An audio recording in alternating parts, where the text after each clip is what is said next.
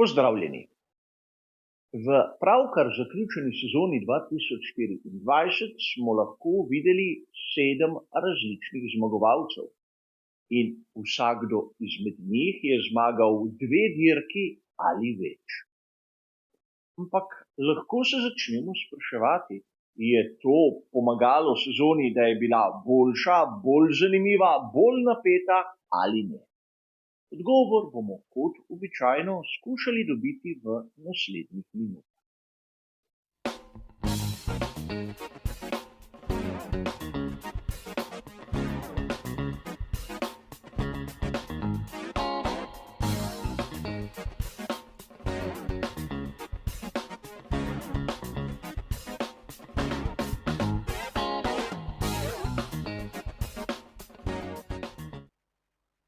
Verjetno je že mnogim izmed vas znano, da sam praznih statistik, ki nimajo nekega konkretnega pomena, ne maram. Tako da, če mi nekdo navaja neke dramatične ali šokantne rekorde, enostavno skomignem z rameni, kajti gole številke brez nekega racionalnega ozadja meni osebno ne pomenijo nič. Torej, tudi številka, da smo v sezoni 2024 imeli 7 različnih zmagovalcev, kot taka, meni osebno ne da neke, imenujmo jo, dodane vrednosti. Zato si moramo vzeti nekaj minut časa in razmisliti, kaj se je pravzaprav dogajalo in predvsem, ali je bila sezona zaradi tolikšnega števila zmagovalcev boljša ali slabša. A najprej moramo povedati, da smo videli zmagovalce, ki so prišli iz 4 različnih ekip.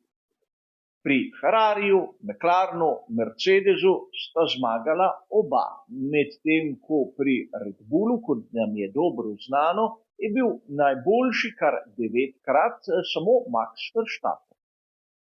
In tu bomo videli sedaj veliko razliko. Kot sem vam že omenil, je Max zmagal 9-krat. In to v prvenstvu, ki je imelo 24 dirk za veliko nagrado. Torej, za ostale konkurente je v resnici ostalo bore malo. Lando Norris je prevladal 4-krat, Charles Leclerc 3-krat, vsi ostali pa 2-krat. In že tu vidimo nekaj, kar zna biti zanimivo.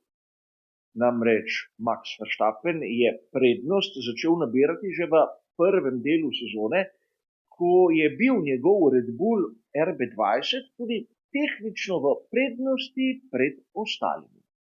Ampak ko so se začeli približevati tudi preostali konkurenti, so eden drugemu dobesedno jemali točke. Pustimo sedaj pri strani tiste čudne odločitve ekipe McLaren, ko so naprimer na veliki nagradi Madžarske Landu Norrisu pobrali nekaj točk. Sicer moralno so imeli prav, ampak na koncu ne šteje morala, temveč točke svetovnega prvenstva. Imeli smo tudi primere, ko pravzaprav je splet okoliščin pomagal nekomu do zmage. In tu bi lahko dejali, da v Avstriji je George Russell dobil dobesedno podarjeno zmago, ker sta se spopadla že prej citirana Max Verstappen in Lando Norris. Ampak tudi George Russell je na to bil nekako izključen, ker njegov bolid Mercedes W15 je imel prenizko maso, kljub temu, da je bil na najvišji stopnički zmagovalnega odra. Torej, lahko bi rekli, da so se zadeve nekako uravnovesile, ampak še zmeraj ostaja tisti grenki preokus, da v bistvu nismo gledali borbe za naslov svetovnega prvaka med vozniki do zadnjega ovinka, zadnjega kroga, zadnje dirke. In tu seveda se je naš spomin verjetno vrnil na sezono 2021. Tisto merilo, ki bo še mnogim ostalo v spominu kot napeta, razburljiva in morda tudi v samem finalu rahlo kontroverzna sezona. Ampak poglejmo tudi tu, kaj pravijo številke.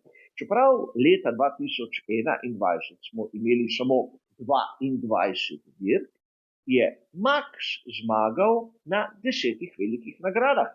In če to primerjamo s tistimi 9 iz lanske sezone, vidimo, da razlika ni tako velika, ni tako občutna. Lewis Hamilton je prevladal na 8. In če sedaj povlečemo neko vzporednico, nam bo takoj jasno, zakaj pred finalom v Abu Dhabiju sta bila na vrhu lestvice z enakim številom točk Hamilton in Verstappen, s tem, da je imel Max zmago več. Med tistimi zmagovalci, ki jih bom sedaj naštel, bomo videli, da sta najmanj 2 zmagala tudi po zaslugi nekega spleta okoliščin in govorimo seveda o Estebanu Oconu na veliki nagradi Madžarske. Se spomnite tistega kaotičnega štarta, kjer je bil na razporedu samo Lewis Hamilton in seveda Daniela Ricciarda, ko sta se izključila Max Verstappen in Lewis Hamilton ter odprla pot avstralskemu vozniku. Poleg naštetih so tistega leta zmagali še Bottas ter Perez. In še nekaj zanimivosti. Prav v sezoni 2024 so kar 3 od teh 6 voznikov izgubili sedež. In govorimo seveda o Ricciardu, Perezu in Bottasu. Torej tudi dejstvo, da so zmagali dobesedno pred kratkim, pred nekaj leti, še ne pomeni, da imajo vozniki doživljenjsko zagarantirano mesto na štartnem razporedu.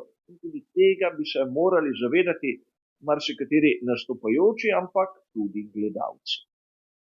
Torej, videli smo, da v sezoni 2021 je bilo zmagovalcev skorajda toliko kot lani.